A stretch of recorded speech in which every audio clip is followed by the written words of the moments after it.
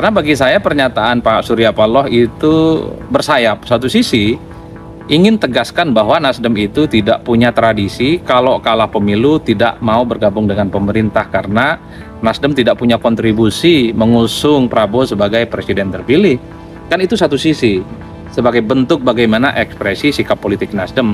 Tapi kan sayap yang lainnya pernyataan Surya Paloh ini kan bisa menyasar ke partai-partai politik yang mendukung Anies Baswedan atau mungkin juga yang mendukung Ganjar yang per hari ini bergabung dengan Pak Prabowo itu adalah partai yang tidak tahu diri dan partai yang tidak punya rasa malu.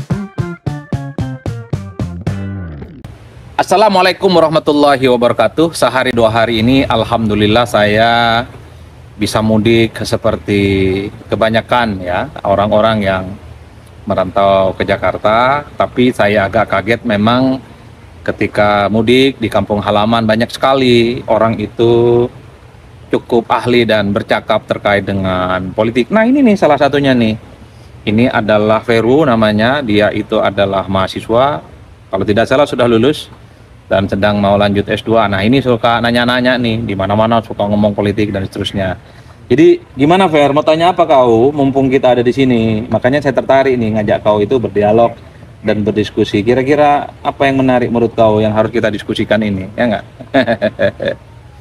Jadi yang lagi ramai sekarang ini Bang, banyak di media sosial, di berita-berita itu apa soal Surya Paloh, pernyataan Surya Paloh yang dia mengatakan bahwa Nasdem saat ini tidak bergabung pemerintah, tidak bergabung kabinet katanya kan. Karena dalam budaya mereka ada budaya malu dan tahu diri. Nah, menurut Bang Adi ini gimana? Itu menurut saya pernyataan yang mantap ya. Bagi saya itu adalah kritik kepada partai politik yang kalah pemilu tapi masuk kabinet. Berarti partai yang kalah pemilu masuk kabinet, dia itu nggak tahu malu, kan begitu Pak. Dan kemudian tidak tahu diri, kan itu secara explicitly. Karena bagi saya pernyataan Pak Surya Paloh itu bersayap. Satu sisi ingin tegaskan bahwa Nasdem itu tidak punya tradisi kalau kalah pemilu tidak mau bergabung dengan pemerintah karena Nasdem tidak punya kontribusi mengusung Prabowo sebagai presiden terpilih. Kan itu satu sisi sebagai bentuk bagaimana ekspresi sikap politik Nasdem. Tapi kan sayap yang lainnya pernyataan Surya Paloh ini kan bisa menyasar ke partai-partai politik yang mendukung Anies Baswedan atau mungkin juga yang mendukung Ganjar yang per hari ini bergabung dengan Pak Prabowo itu adalah partai yang tidak tahu diri dan partai yang tidak punya rasa malu. Saya kira bagus dalam hal itu. Cong Veru kan saya kira sudah lama kan sering mendengarkan saya selalu mengatakan bahwa supaya pemilu itu ada gunanya, maka ada yang disebut dengan reward and punishment. Yang menang itu jadi penguasa, yang kalah biarkan berjalan di tempat yang sunyi, jadi oposisi dan jangan diajak bagian dari pemerintahan. Iya dong, kalau yang kalah pun diajak, kemudian jadi menteri, masuk kabinet atas nama apapun, saya kira untuk apa ada pemilu? Ya besok-besok kayak arisan aja. 5 tahun depan yang jadi presiden siapa, yang kalah bisa bergabung, 10 tahun selanjutnya siapa yang jadi presiden, lalu bergabung dan seterusnya. Saya termasuk yang mensupport secara substansi pernyataan Pak Surya Paloh dalam konteks bahwa partai yang kalah pemilu mestinya ya malu dan tahu diri, nggak perlu ikut bergabung dengan kabinet. Kan itu yang sebenarnya secara prinsip supaya memang budaya demokrasi kita terutama ada oposisi di luar kekuasaan pemerintah. Jadi begitu bro, gimana menurutmu bro? Tapi apakah tidak kemudian pernyataan atau keputusan yang diambil oleh Surya Paloh tidak ada satu hal yang lain, maksud yang lain Bang di balik itu semua? Ya memang secara prinsip bahwa politik itu juga menyangkut sesuatu yang memang tidak pernah terpotret ya di permukaan. Jangan-jangan memang ada sesuatu yang belum selesai, yang tidak terucap dan tidak terangkap oleh publik. Makanya wajar kalau kemudian politik itu selalu disederhanakan soal untung dan rugi. Tapi kalau saya mau jujur, satu sisi memang per hari ini tidak ada kader Nasdem yang jadi menteri di kabinetnya Pak Prabowo. Tapi ingat loh Mas Bro, banyak sekali kader-kader Nasdem di alat kelengkapan dewan di DPR sana banyak jadi orang penting. Itu artinya apa? Hubungan politik antara Nasdem dengan Prabowo, antara Surya Paloh dengan Prabowo, itu baik-baik saja. Coba bisa kita bayangkan, kalau memang Surya Paloh dengan Prabowo tidak oke komunikasinya, Nasdem dan Gerindra tidak oke dalam bagaimana hubungan komunikasi politiknya, ya saya kira tidak akan ada kader-kader Nasdem itu yang akan jadi pimpinan-pimpinan penting di DPR. Artinya apa? Betul bahwa tidak ada kader Nasdem yang jadi menteri. Itu nggak bisa dibantah.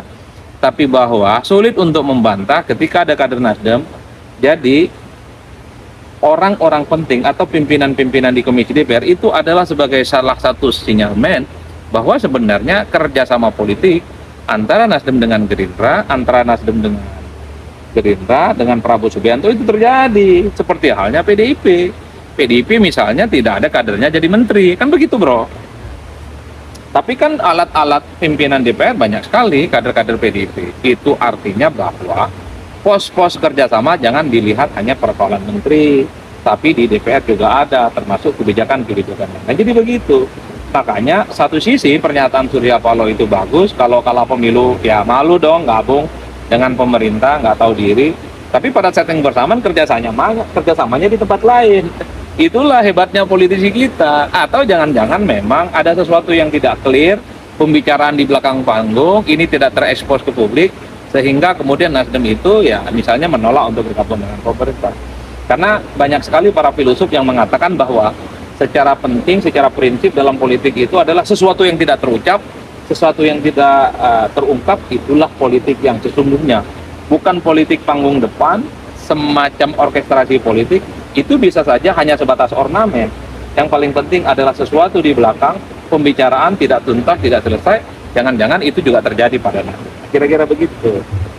Ini lagi Pak, sebagian netizen ini menafsirkan pernyataan Surya Paloh ini sebagai sindiran ke partai-partai yang sebelumnya bersikap oposan terhadap pemerintahan, tapi kemudian di pertengahan perjalanan mereka bergabung menjadi koalisi dan masuk kabinet.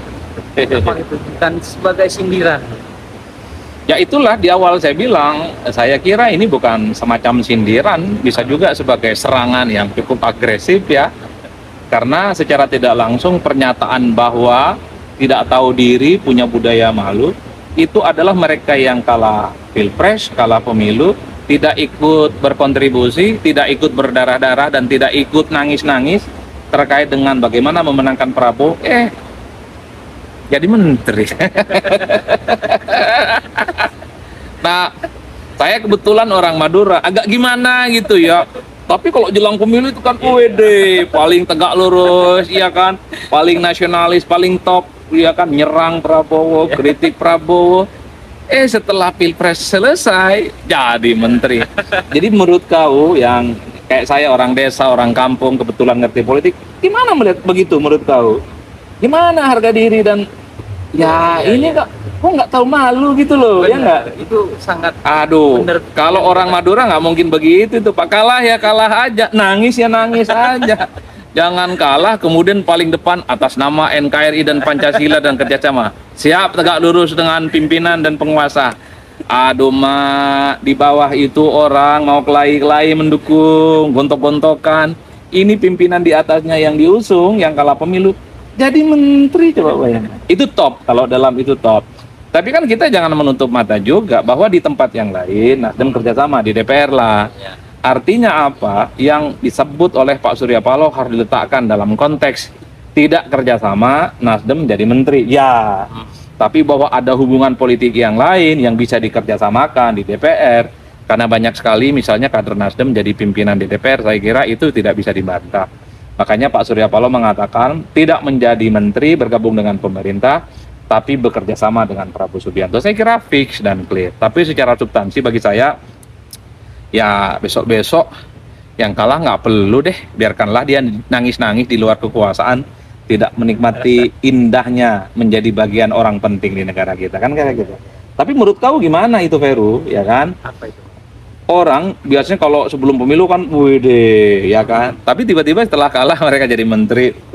Gimana menurutmu? Apa yang kau memahami dari politik kita yang kayak gini gitu loh? Sepertinya ini sudah menjadi budaya ya, budaya di Maksudmu budaya nggak tahu malu? Budaya nggak tahu malu. Budaya nggak tahu diri. Budaya nggak tahu diri. Iya, memang di politik itu nggak boleh baper. Nggak boleh baper. Tidak boleh masuk ke hati, ya kan? Tidak boleh membenci sampai ke bunuh-bunuh, nggak. Artinya apa? Ya kalaupun kalah, kalau ada tawaran jadi menteri, boleh dong. Nah, pemirsa semua, teman-teman, para sahabat, itulah politik kita. Makanya saya selalu mengatakan berpolitik kita itu nggak perlu rusuh-rusuh dan gaya-gaya amat lah. Karena secara prinsip yang kalah sekalipun itu jadi menteri kok, dan itu yang terjadi. Tapi kalau kita mau agak sedikit ilmiah nih, ya jadi Chong Vero, kita harus sedikit ilmiah nih. Secara teori ini yang disebut dengan fenomena politik kartel. Apa itu politik kartel? Adalah fenomena politik di mana persaingan itu ditiadakan, dihilangkan, terutama setelah pemilu usai. Persaingan, kompetisi, ribut-ribut, gontok-gontokan itu hanya terjadi jelang pemilu. Tapi setelah pemilu selesai, orang yang kalah pun dirangkul menjadi bagian dari kekuasaan dan menerima tawaran menjadi bagian dari kekuasaan. Secara prinsip politik kartel itu persaingan ditiadakan, kerjasama politik itu adalah mazhab utamanya, dan sebisa mungkin tidak ada rongrongan, tidak ada resistensi, dan tidak ada oposisi, sehingga yang terjadi adalah kerjasama politik.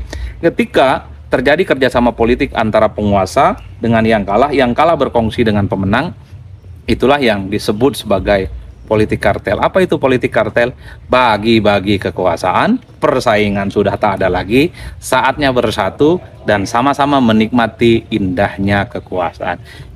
Ada ilmunya juga ini. Menurutmu gimana? Cocok gitu barang. Cocok ya. Cocok. Udah dulu ya, kita jangan lama-lama karena kita mau melanjutkan ya, kita keliling-keliling lihat pemandangan sekitar kita. Oke, assalamualaikum warahmatullahi wabarakatuh. Salam politik syaun-syaun. Pastinya mantap, semantap-mantapnya.